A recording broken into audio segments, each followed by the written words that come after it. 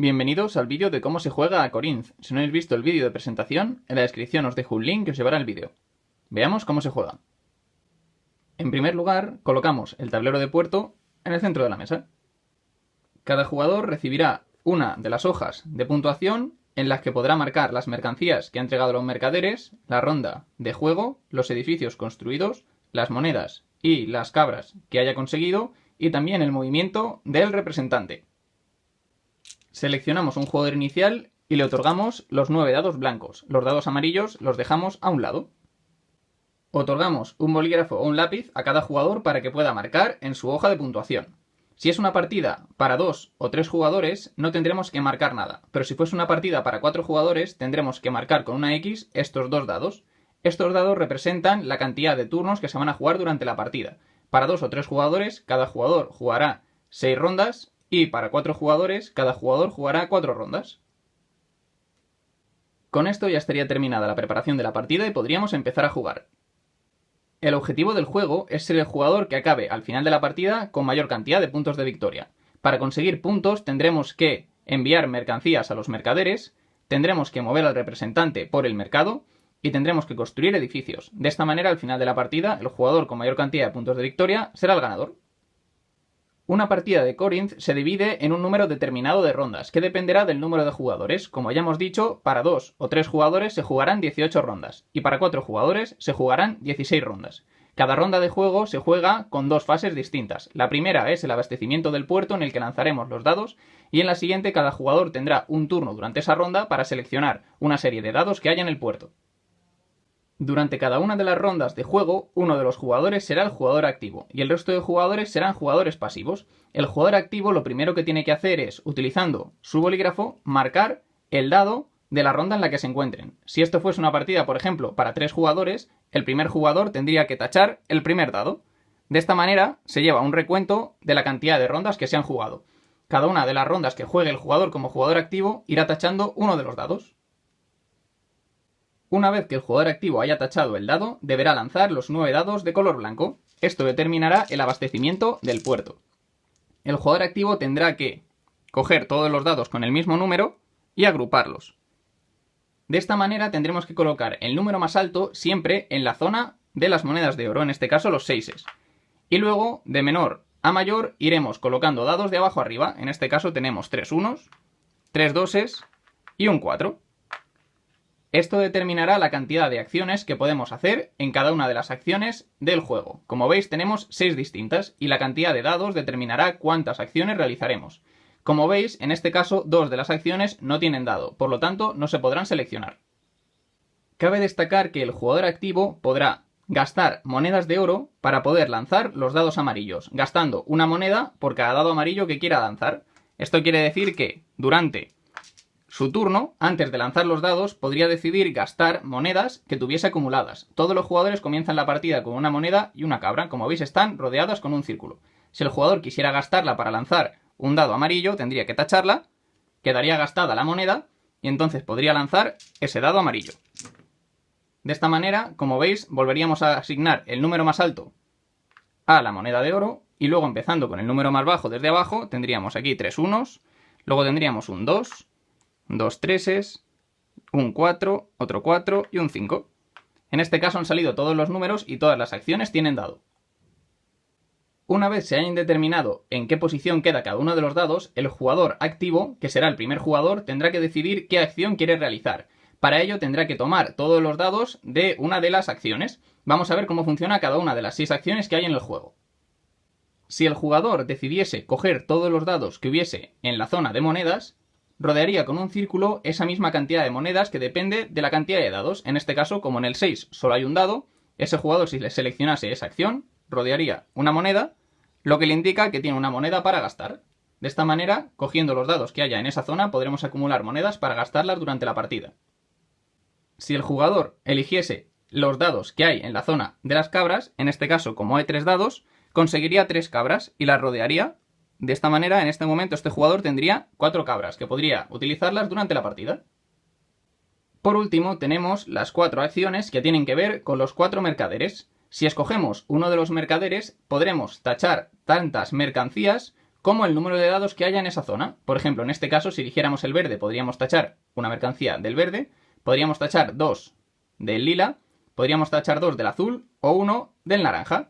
Los jugadores, imaginemos que hemos elegido el azul, tendríamos que tachar 2 mercancías de la zona azul. Siempre que iniciemos una de estos 3 huecos, tendremos siempre que seguir tachando mercancías de ese lugar. Por ejemplo, en este caso un jugador podría tachar estas 2. Si hemos conseguido tachar todas las mercancías de una de estas zonas, apuntaremos, rodeando con este círculo, que hemos conseguido esa cantidad de puntos de victoria para el final de la partida, en este caso 3.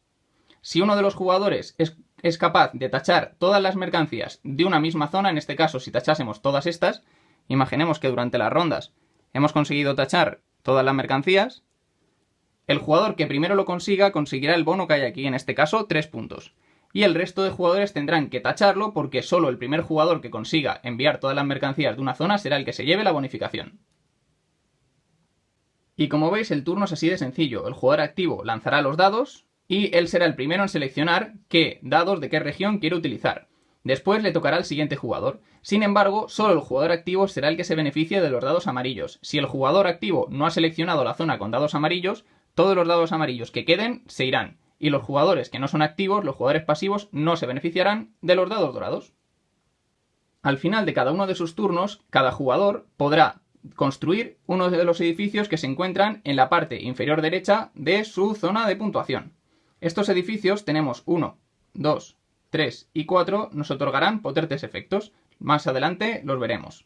Una vez el jugador activo haya acabado su turno, le tocará al siguiente jugador en el sentido contrario a las agujas del reloj, que tendrá que seleccionar una de las zonas con dados para realizar su acción. Imaginemos que ese jugador pues quiere realizar esta acción. Cogería los 2 treses y realizaría la acción del mercader lila y tendría que marcar 2 de las mercancías de su zona, dependiendo del número de dados que haya cogido. Una vez todos los jugadores hayan seleccionado dados de la zona de mercado, en ese momento pasaríamos a una siguiente ronda. Pasaría a ser el jugador activo el siguiente jugador, marcaría con una X, que es el jugador activo de esa ronda, y volvería a lanzar los dados para determinar cómo quedan los dados en el puerto. Y así iremos jugando ronda tras ronda hasta que se acaben todos los dados, es decir, se hayan jugado todas las rondas de juego. Por último, falta explicar que los jugadores también pueden mover al representante en lugar de realizar la acción del dado que hayan cogido. Bien, cuando un jugador escoge un dado, imaginemos por ejemplo que queremos coger este, nuestra acción sería tachar una de las mercancías del naranja. Sin embargo, podríamos mover el mercader en vez de realizar esa acción. Mover el mercader lo mueve una cantidad de casillas por el mercado igual al número del dado. En este caso no se requiere la cantidad de dados, sino que nos fijamos en el número. Aunque hubiese 4 dados de valor 5, eso no tiene nada que ver, solo miramos el número del dado. En ese momento, empezando desde el centro, el jugador tendrá que contar 5 pasos en línea recta y donde caiga será el lugar en el que ha acabado el mercader. En este caso, por ejemplo, como tenemos 5, podríamos hacer 1, 2, 3, 4 y 5, por ejemplo. Tendríamos que marcar eso con nuestro bolígrafo. 1, 2, 3, 4 y 5. La zona donde llegue la rodearemos. En ese momento ganaremos el beneficio que haya impreso en el mercado. Por ejemplo, donde hemos llegado nos permitirá todas las rondas lanzar un dado amarillo durante los turnos que seamos jugador activo. Si acabásemos aquí nos daría 2 monedas. Si acabásemos aquí nos daría tachar 2 mercancías de las verdes. Y si acabamos aquí nos daría 2 cabras. Por último, en lo que respecta al representante, tenemos que explicar el +1 y las zonas de puntuación. Cada vez que nos movemos, imaginemos que en este momento hemos decidido movernos 1 con el representante, podremos marcar las zonas de +1.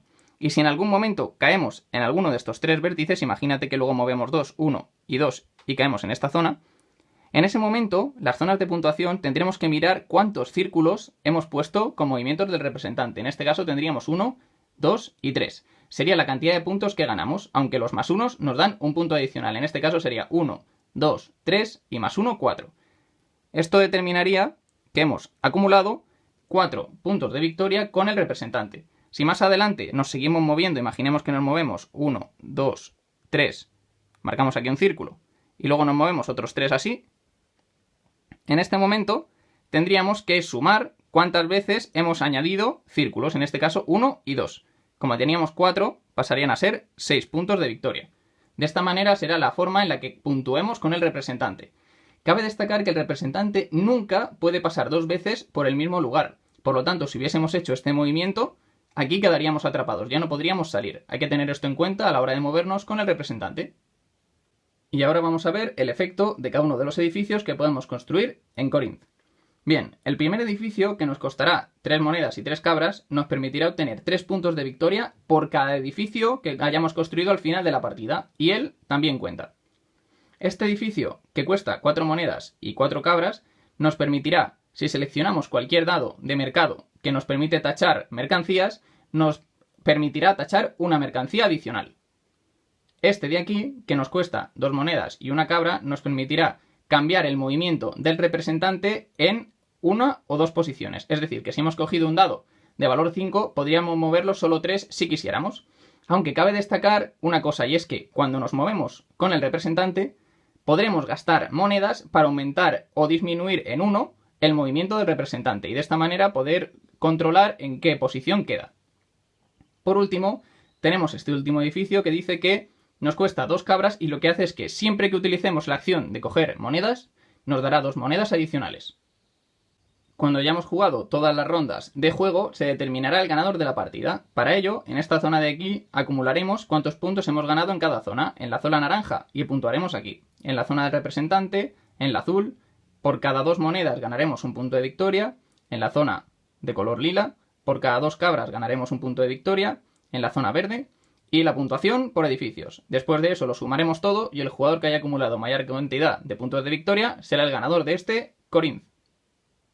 Y esta es la explicación de cómo se juega a Corinth. Espero que os haya gustado y nos vemos en el próximo vídeo. Un saludo desde Not In My Game.